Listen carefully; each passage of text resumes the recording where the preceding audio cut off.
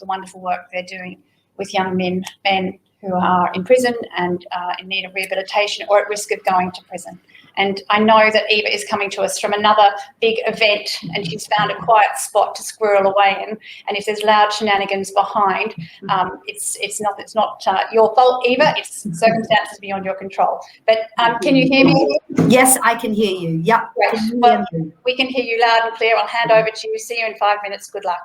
Lovely, Eugenie. Thank you so much. So, yes, my name is Eva Hamilton, and I just want to thank all of you for inviting me here this evening, particularly, obviously, the Funding Network. So just a quick start on why did I set up Key4Life and what is Key4Life?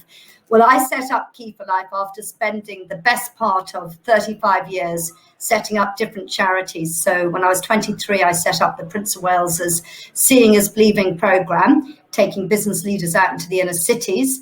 I also set up a homeless campaign and helped homeless people back to work called Business Action on Homelessness. And then I went on to run an ex-service personnel charity for men and women coming back from war-torn zones with PTSD. All of that showed me the gaps which were missing in society, especially in the younger communities. And it was then in 2011 when I saw children as young as 8 rioting that I decided to set up a new program based on my experience.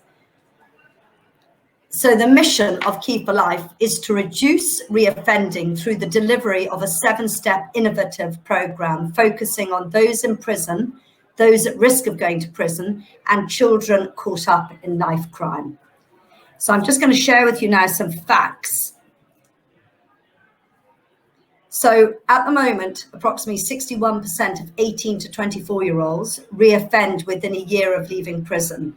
48% of young men are homeless upon release, and 30% of young men are fathers themselves. At the moment, the cost is actually 18.2 billion is what offending is costing the economy. And it costs 39,000 purely for the prison place, not for the police work and all the other court work. Next slide, please. So what is our response? So as I mentioned, in 2011, I set up a 7-step model based on these 3 pillars, which is all about building emotional resilience, developing employability skills, and helping young men with ongoing support. So I'm just going to share with you now the model briefly, which it's difficult to read, but just firstly to say, so the unlock stage, which I've just come from today from Somerset, we've had 15 men started, and that's all about, we bring horses into the prison, we do music, we do football, and we use tools to help them unlock their past. We then bring in mentors that we train up from all walks of life who mentor them. We then go on and prepare them for the world of work.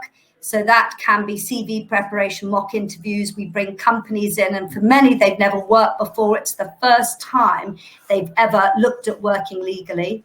We then work with their families, and then most importantly, we get them out in a work taster. So here am I in Fever Tree tonight, an example of a company that's offered work tasters to our young men, 3-day work tasters initially. We then do rural experiences, we do support meetings, and then finally they graduate.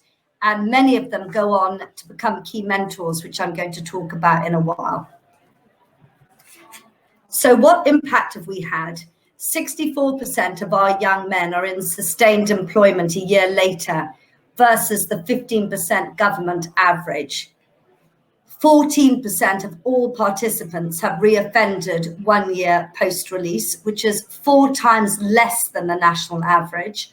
And the cost to put somebody through the full Key4Life programme is £5,000 compared to £39,000 of sending an offender to prison for a year. So I'm just going to touch briefly on the case study, and we've got had over 500 men through the programme, and just Liam here on the left is a lovely example of a young man that I've worked with now for many years. I met him in prison in 2016. He was in a shocking state. He had spent at the age of 4 years old, he was picking vegetables from his neighbours' gardens to feed his brother and him. His parents were heroin addicts. He was the fastest runner in the southwest of England because the police were always chasing him, and he got a scholarship to Millfield School. He lasted 24 hours at Millfield and then within 6 months was in prison, serving a 6-year sentence for drug dealing. We met him when he was in prison, helped him turn his life around. He then came out and went to work for Yo Valley for 3 years. He's now here with me tonight, and he's actually working for the charity, but also running his own business, which is absolutely fantastic. Next slide, please. So how can you help us? So your pledges will go towards funding 12 key mentors who will gain an ACCA examination board level 3 in coaching and mentoring.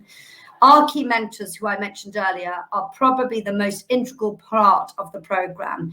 Not only do they have lived experience, they can also transform other men's lives, and they play a vital role in that. They're valued members of Key4Life, and they are advocates for change. We've had 39 key mentors through so far with a 0 reoffending rate.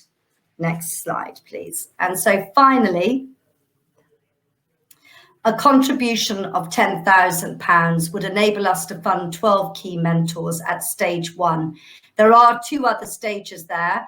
One, as you will see, is actually we're trying to set up a leadership academy, which is really, really exciting. And that's something that we feel would enormously benefit our young men. So I just want to thank you all so much for listening to me. I know I might take some questions, and I just want to finish on this final quote. "I've made mistakes," one of our men said, "but not everyone deserves another chance. Thanks to Key4Life, I'm now looking forward to a brighter future."